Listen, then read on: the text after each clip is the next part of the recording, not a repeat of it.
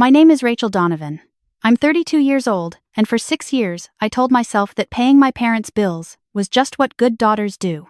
I covered their mortgage, their car loans, their insurance, their groceries, and their utilities, all while working double shifts at a hospital where I spent every day taking care of strangers. I convinced myself that one day, if I gave enough, my family would finally see me the way they saw my younger sister, Mia. Instead, on Thanksgiving night, my father looked me in the eye across a table full of food I had paid for, surrounded by family I had kept afloat, and told me I was selfish. He said I only gave money to control people. My mother nodded along. Mia smirked into her wine glass. So I smiled back, set down my fork, and decided that was the last meal I would ever fund. What happened the next morning shook every one of them to their foundation, and I want to tell you exactly how it played out. I grew up in Dayton, Ohio, in a beige, split-level house on a street where every lawn looked more or less the same. My father worked as a regional manager for a plumbing supply company, and my mother taught 3rd grade at the elementary school 2 blocks from our house. By any measure, we were comfortable. Not rich, but stable. There were family vacations to Lake Erie every summer. There was always food on the table. And then, there was Mia, 4 years younger than me, born with a smile so wide it seemed to fill any room she walked into. I was not a difficult child. I kept my grades up, stayed out of trouble, did my chores without being asked twice. But I figured out early that my parents had 2 different languages for their 2 daughters. For me, the language was expectation. For Mia, it was wonder. When I earned straight A's, my mother filed my report card in a drawer and reminded me to keep working hard. When Mia scraped through with a C- average, my father took her out for ice cream and said she was well-rounded. I remember standing in the kitchen one afternoon when I was about 11, holding a certificate for placing 2nd in the county science fair. My father glanced at it, said nice, and went back to watching Mia rehearse a cheer routine in the backyard. I put the certificate in my backpack. It stayed there until the paper got soft at the folds. I told myself it did not matter. I told myself I was the strong one, and that strength was its own reward. By the time I graduated high school with honors and earned a partial scholarship to Ohio State, I had built an entire identity around being the daughter who did not need anything. Mia, meanwhile, graduated barely, skipped college entirely, and moved back home at 19 after a restaurant job in Columbus did not work out. My parents welcomed her back with open arms, turned her old bedroom into something resembling a boutique hotel, and started covering her car insurance as if it were a natural part of the household budget. I graduated with a nursing degree in 2015 and found a job at a hospital in Cincinnati. My starting salary was decent enough that for a few months I actually felt the unfamiliar sensation of breathing room. I had a small 1-bedroom apartment near the hospital, a used Subaru that ran well, and a savings account I was trying to build. Then, in early 2016, my mother called. She opened with small talk. How was the new job? Was I eating enough? Did I like Cincinnati? Then her voice shifted into something softer and more deliberate, the tone she used when she wanted something but did not want to call it wanting. She said my father had been dealing with some problems at work, a restructuring. Nothing certain yet, but things were uncertain. The mortgage payment was coming up and they were a little short this month. Just this once, could I help? I said yes before she finished the sentence. Looking back now, I understand what happened in that moment. I had spent 22 years being trained to believe that my value to my family was in my usefulness. Saying no to my mother would have felt like dismantling the only version of myself they had ever accepted. So I transferred $800 that evening and told myself it was a one-time thing. It was never a one-time thing. By the end of 2016, I was covering the mortgage every month. By mid-2017, I had added their electric bill, the gas bill, and both of their cell phone plans. By 2018, when my father's hours were cut further and my mother took early retirement for her knee, I was also paying their car insurance and making up the shortfall when their grocery budget ran thin. Mia, who was 24 by then and still living at home, contributed nothing. She was, according to my parents, figuring herself out. She had tried a nail technician certification course, which she dropped. She had started an Etsy shop, which she abandoned. She was briefly engaged to a man none of us had met, which ended badly. Through every stumble, my parents surrounded her with patience and financial cushioning, money that came, in part, from me. I calculated it once on a slow night shift. 6 years. Mortgage, utilities, insurance, groceries, car loan payments, the emergency fund I quietly replenished every time something broke. Just over $170,000. I sat in the break room with that number on my phone screen for a long time. It was enough for a down payment on a house twice over. It was my retirement savings erased before I had started building it. My closest friend at the hospital was a woman named Dominique, an ER nurse who had grown up in Memphis and had a talent for saying true things directly without making them feel like attacks. One night after our shift, she sat across from me at a diner, and I told her about the latest ask my mother needed money for a new water heater and wondered if I could handle it on short notice. Dominique put her coffee cup down and looked at me with an expression I had learned to recognize as her getting serious. She said, "Rachel, I want to ask you something and I need you to actually think about it before you answer." She asked if I thought my family saw me differently from how they saw Mia, and whether I believed that all the money I sent had changed that, even a little. I started to say yes, then stopped. She leaned forward. She said she had watched me for 2 years pick up extra shifts, skip vacations, and stress over a savings account that never seemed to grow. She asked what I was actually buying with all that money. I said I was helping my family. She said I was renting their approval at a monthly rate, and neither of us should pretend otherwise. I drove home that night and sat in my parking lot for 20 minutes. The thing about a true thing is that it does not go away just because you are not ready for it. Dominique's words burrowed into me and stayed there, quiet but insistent, for the next several months. Around that time I started what I privately thought of as my proof envelope. Every time I transferred money to my parents, I printed the confirmation and filed it in a large manila envelope I kept in my desk drawer. I told myself I was being organized. What I was actually doing was building a record of everything I had given. Maybe because some part of me needed to see it gathered in one place before I could believe my own exhaustion was justified. The envelope got thick. Thanksgiving 2023 was my mother's idea, or at least she presented it that way. She called me in September and said the family had not all been together in a while and it would mean a lot to have everyone at the house for the holiday. She said she knew I worked hard and she appreciated everything I did.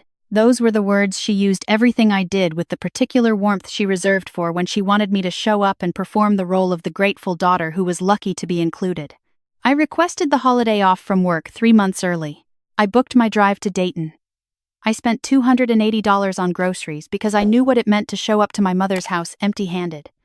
I made 2 pies from scratch the night before I drove up. Mia arrived from Dayton. She had moved to an apartment 2 miles from my parents earlier that year, funded by my parents in ways I only partly knew. Wearing a new leather jacket and carrying a bottle of wine, she sat on the counter with the energy of someone presenting a grand gift. She had not brought anything for dinner. She kissed my mother on the cheek and immediately started telling a story about someone she had met at a bar. My father laughed at all the right moments. I carried the groceries in from my car in 3 trips. Nobody offered to help. The afternoon had a particular texture I recognized from every holiday of my adult life. My mother directed traffic in the kitchen while simultaneously making it clear that my presence there was a courtesy she extended rather than a necessity. My father watched football and made commentary to Mia about the game. I cooked. I set the table. I refilled things. I smiled when spoken to. Dinner was served at 4. The table looked good. The food was warm and there was plenty of it. My father said grace, and in the grace he thanked God for the food and for bringing the family together, and he thanked Mia specifically for making the drive over. He did not mention me. I watched my fork for a moment, then straightened up and told myself it did not matter. Then, somewhere between the turkey and the pie, Mia announced she had news. She sat up straighter and smiled the way she did when she wanted maximum attention. She said she had been working on something she was really excited about, a lifestyle brand, she called it. A mix of wellness content and curated product recommendations. She had already set up social media accounts. She had a logo designed. She just needed some startup capital to build a proper website and get her first brand partnerships off the ground. She said she was thinking around $15,000 would get her started in a real way. My parents reacted the way they always did to Mia's ideas, with a warmth that felt specifically calibrated to exclude me. My mother said it sounded absolutely her. My father said she had always had a good eye for things people wanted. They talked about it for several minutes, as though the money were already decided, as though $15,000 were an obvious investment in an obvious future. I sat there and thought about the proof envelope in my desk drawer. I thought about the night shifts. I thought about the vacation to Portland I had canceled 2 years running because I could not justify the expense when I was covering my parents' car insurance. I thought about the water heater and the roof repair and the 4 times I had floated their mortgage when my father's paycheck was delayed. I thought about $170,000. I said, as calmly as I could, that I was curious what made this different from the Etsy shop or the nail certification. I said it genuinely, not cruelly. I said I just wondered what her plan was for generating revenue and how the $15,000 would be spent specifically. Mia looked at me with an expression that managed to be both wounded and contemptuous. She said I always did this. She said I could never just be supportive. She said some people had vision and some people just clocked in and clocked out, and it was not her fault. I could not understand the difference. My father told me to let my sister talk. My mother said, "Rachel, this is Thanksgiving." Something shifted in me. It was not explosive.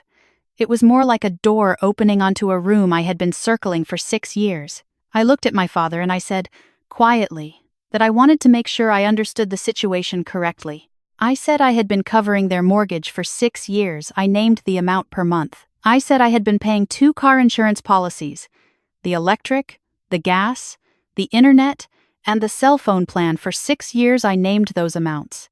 I said that over 6 years, the total I had sent to this house was approximately $170,000. I said I had never asked for any of it back. I said I had never asked for much of anything, actually. The table was very quiet. My father's jaw tightened. He said that money was family, and family did not keep score. My mother said that nobody had asked me to give more than I was comfortable giving. Mia said I was making everything about myself. And then my father said the thing that ended it. He said I had a martyr complex, that I resented people who lived fully instead of hiding behind a paycheck, and that my problem was I thought money bought me a place at the table. I looked at him for a long moment. Then I looked at the table, the turkey I had paid for, the pies I had baked, the cranberry sauce I had made from scratch because my mother mentioned once that she liked it better from scratch. I looked at the bottle of wine Mia had brought, which was the only thing at that table she had contributed. I said I thought he might be right that money doesn't buy a place at the table. I said I was going to stop testing that theory. I put my napkin down. I picked up my purse. My mother started to say something sharp and I did not hear the end of it because I was already walking toward the door. Mia called after me that I was being dramatic. I put on my coat. I stepped outside into the cold Ohio night, and I sat in my car in their driveway for about 30 seconds before I started driving. I called Dominique from the highway. She picked up on the second ring, heard my voice, and said nothing for a moment. Then she said, "Okay, what happened?" I told her. She listened without interrupting, and when I finished, she exhaled slowly and said, "Rachel, you already know what you need to do." I said I did. She said, "Then go home and do it." I drove back to Cincinnati in just under an hour. I made myself a cup of tea. I opened my laptop, and then I opened every account I had been managing on my parents' behalf for 6 years. I started with the mortgage auto payment. It was set up through my bank, drafted on the first of every month, $840 leaving my account before I even saw it. I went into the payment settings, located the scheduled transfer, and canceled it. The confirmation appeared on my screen in a small blue box. I stared at it for a moment, then moved on. The electric bill was next. The account was in my name. I had put it there years ago when my father's credit made it complicated to set up new service. I logged in, changed the account holder name and contact email to my father's information, and removed my payment method. I sent a brief email to the provider explaining the billing responsibility transfer and copied my father on it. Then the gas. Same process. Changed the account email and billing name, removed my card. Their cell phone plan was under my name on a family account. I had been paying for 4 lines for years. My parents and Mia each had one, plus a line I rarely used myself. I logged into the carrier's website, transferred the account ownership to my father's email address, and changed the billing to require a new payment method within 72 hours. I sent him a text, his number still worked for the next 3 days, that said the account had been transferred to him and he would need to add his own payment information before service continued. The car insurance was the one that took a phone call. Both of my parents' cars were listed on a policy I had opened in my name because the premium was lower under my credit score. I called the insurance company at 11 at night, got an overnight representative, and explained I needed to remove both vehicles from my policy effective immediately. She walked me through the process. I removed them. My own car stayed on a separate single vehicle policy. I emailed my parents the lapse notice with a short note that they would need to establish their own coverage. Then I opened a document on my computer and typed out a clean, complete record of everything I had paid over 6 years, month by month, category by category. The total at the bottom was $172,400. I saved the document. I did not send it anywhere that night. I just needed to see it in one place, in my own words, one final time. I closed the laptop at 12:30 and sat in my quiet apartment. The refrigerator hummed. Outside, it was starting to rain. I thought about the table I had just walked away from, and I felt under the sadness and the anger and the tiredness something I had not felt in years. Space. Like the pressure that had been sitting on my sternum for half a decade had simply released, and I could breathe at a depth I had forgotten was available to me. I went to bed. My phone started before 7 the next morning. 14 missed calls by the time I picked it up. The first voicemail was my mother. Her voice was tight and fast, the way it got when she was frightened. She said the mortgage company had sent an alert that the automatic payment had been removed. She said she did not understand what was happening. She said I needed to call her immediately. The second voicemail was my father. He was not frightened. He was furious. He said I had no right to cancel anything, and that what I had done was tantamount to abandonment, and he expected me to restore everything by end of business that day, or he was consulting an attorney. He used the phrase, financial sabotage.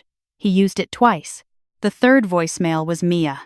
She said her phone was showing a service interruption warning and she needed me to fix it now because she had a meeting and this was completely unreasonable and I had always been jealous of her. Then my father again. Louder this time, with new vocabulary. He said the neighbors had seen him calling the insurance company from the driveway. He said he was going to tell everyone what I had done. He said I had humiliated this family. Then my mother, softer.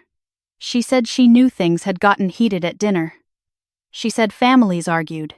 She said she wished I would just come home so they could talk it through as a family. She said the word family the way she had always said it, as though it were something I had to keep earning, something that could be taken back. I listened to all of them sitting on my couch with my tea. Then I called Dominique. She answered and said she had been waiting. I told her about the voicemails. She asked how I felt. I said I felt like I was watching a storm from inside a glass house. I could see the chaos perfectly clearly, and none of it was touching me. She laughed a little and said that was probably the healthiest sentence I had ever said about my family. Later that morning, my mother's older sister, my Aunt Carla, called. She lived in Columbus and had been at Thanksgiving dinner years past before the tradition fell apart. Her voice was measured and careful. She said she had heard from my mother. She wanted to make sure I was okay. I told her I was fine, and I told her the full truth about the 6 years, every category, every amount, the total. There was a long silence on her end. Then she said she was not surprised. She said she had watched for years the way my parents leaned on me, and she had said something to my mother once, a few years ago, and my mother had told her to mind her own business. She said she was sorry she had not pushed harder. She said what I had done sounded incredibly difficult and also completely right.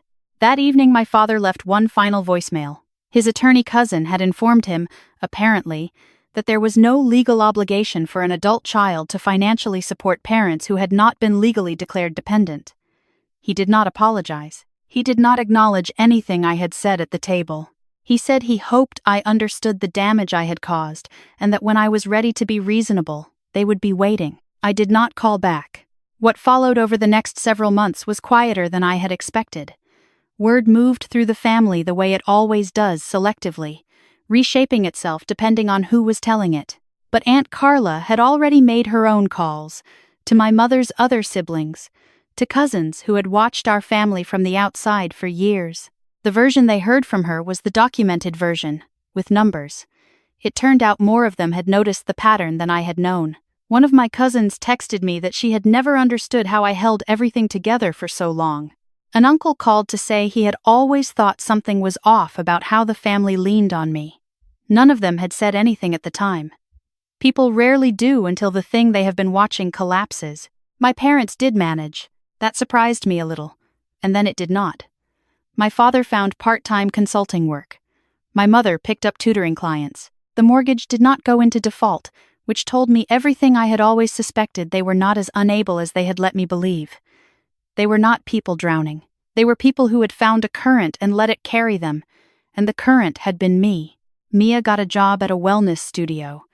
It was not a lifestyle brand. It was an hourly position teaching beginner yoga classes.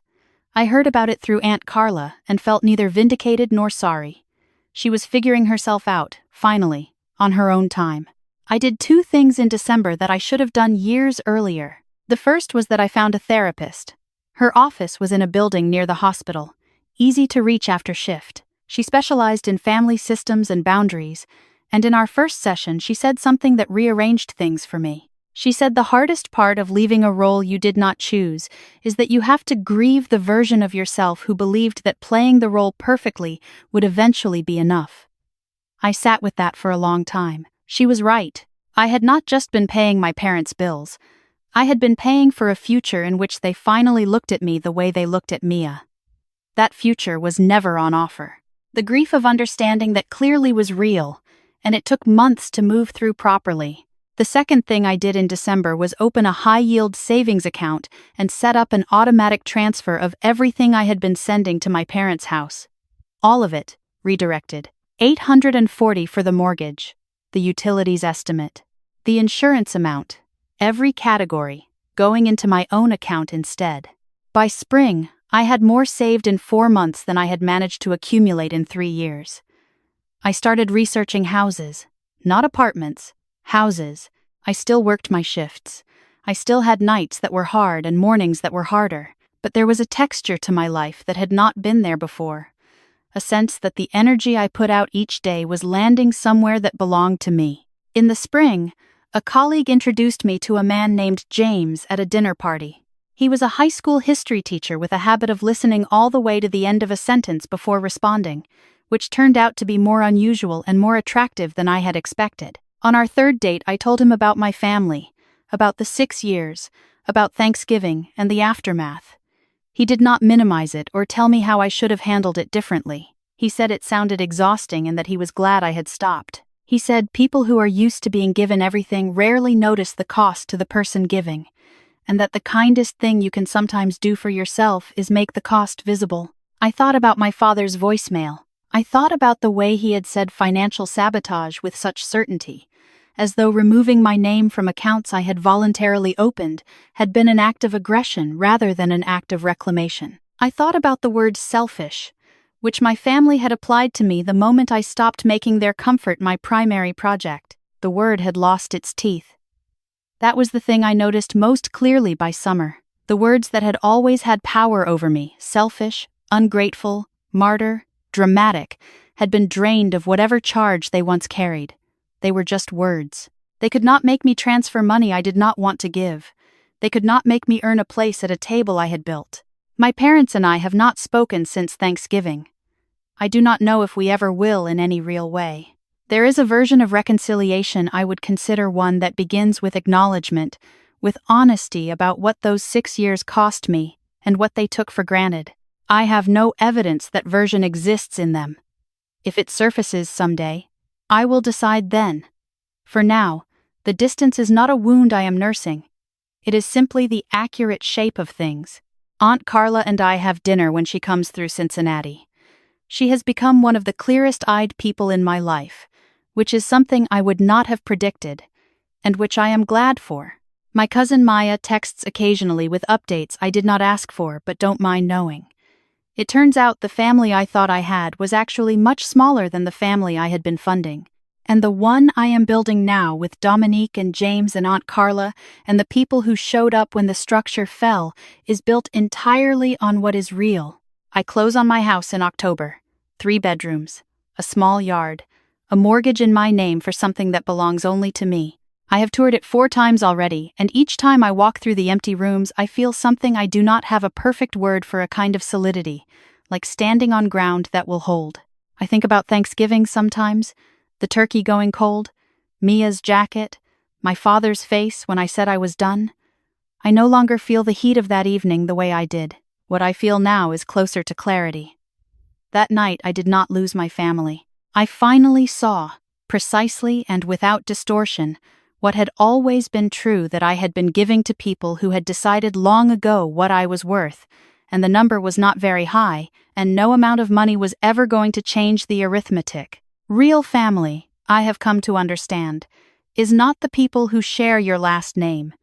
It is the people who see your effort and name it, who show up when you need them, who do not require you to fund their comfort as proof of your love. If you have ever handed over more of yourself than you could afford financially, emotionally, in all the ways those things blur together, and felt the quiet shame of suspecting that it still wasn't enough, I want you to know that the shame belongs to the arrangement, not to you. You are allowed to stop. You are allowed to redirect. You are allowed to build something for yourself with whatever you have left. It will be enough. It was always going to be enough. It just had to be for you.